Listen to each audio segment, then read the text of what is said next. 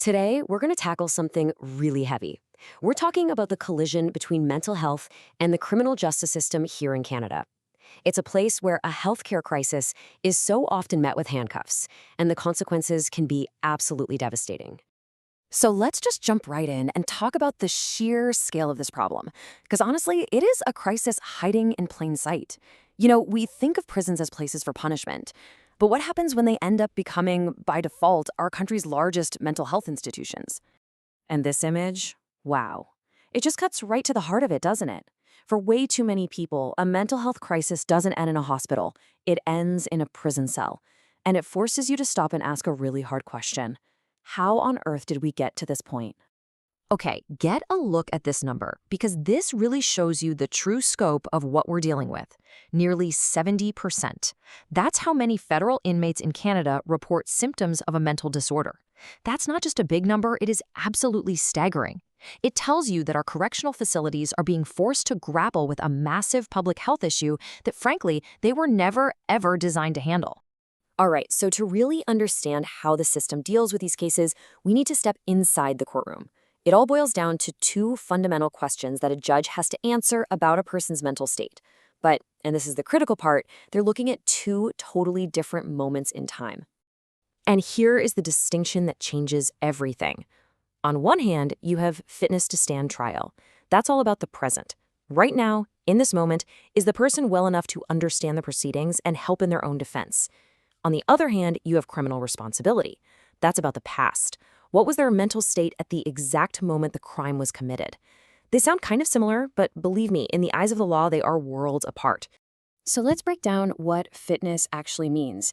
This has zero to do with guilt or innocence. It's way more basic than that. It's about cognitive capacity. Can you understand what you're being charged with? Do you get the court process? And crucially, can you work with your own lawyer? If the answer to any of those is no, then the trial simply can't move forward fairly. And the system has a very clear process for figuring this out. The issue can be raised by anyone involved: the judge, the prosecution, the defense. A judge then orders a formal psychiatric assessment. That assessment then leads to a special hearing back in court, where the final decision on fitness is made. Now, let's flip the coin and talk about that other question: criminal responsibility. This is where we get into the whole idea of the insanity plea, which in Canada is officially called NCRMD, not criminally responsible on account of mental disorder. And let me tell you, this whole topic is surrounded by myths, so let's just bust a few of them right now. We have all seen this in movies a million times, right?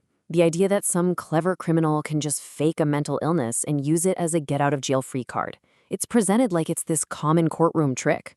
But here's the reality check. The actual data tells a totally different story. The NCRMD defense is incredibly rare. We're talking less than 1% of serious felony cases. And even when it is used, it fails 3/4 of the time. So a loophole? Yeah, not even close. And that brings us to the other big myth. This one is all about what happens next.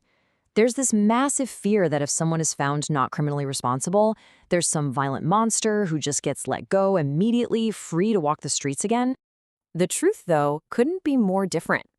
First of all, most NCRMD cases actually involve nonviolent offenses. And second, this is absolutely not a get-out-of-jail-free card. Individuals found NCRMD are usually sent to secure psychiatric facilities. And get this, they often end up being held there for longer than they would have been if they were just sent to a regular prison. So that begs a huge question. Why do so many people with mental illness get swept up into this system in the first place? Well, to answer that, we have to zoom out and look at decades of policy decisions and just systemic failure. This cartoon really captures a massive policy shift called deinstitutionalization.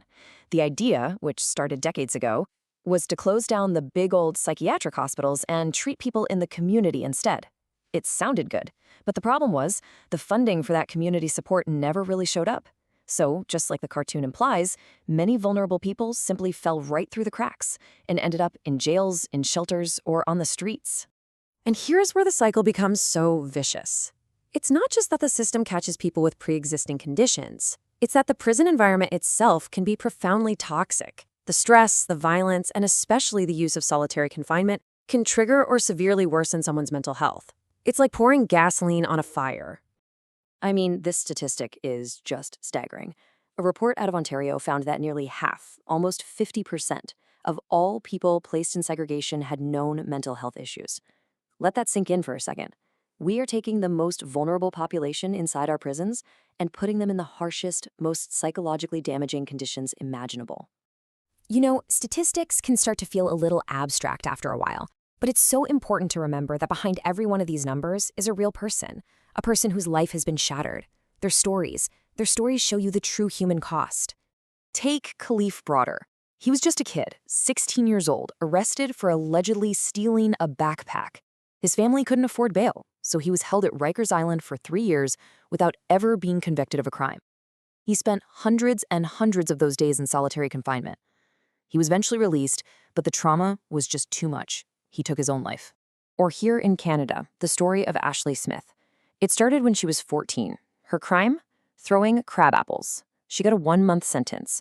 But that 1 month spiraled into 4 years of being shuffled from institution to institution, almost all of it in isolation. At 19 years old, she died by suicide in her cell, as guards, who were ordered not to intervene, watched. And then there's the extreme, almost unbelievable case of Herman Wallace. He spent 41 years, 4 entire decades, a lifetime, in solitary confinement in Louisiana. His conviction was finally overturned. He was released while he was suffering from terminal cancer, and he died a free man just 3 days later. A whole life lost inside a concrete box. Which leaves us with this final massive question. All these stories, all these statistics, they all point to this fundamental mismatch. We are using a system designed for punishment to deal with a crisis of health. So you have to ask, when the tools of justice are being applied to a problem of illness, can what we get at the end of it ever truly be called justice?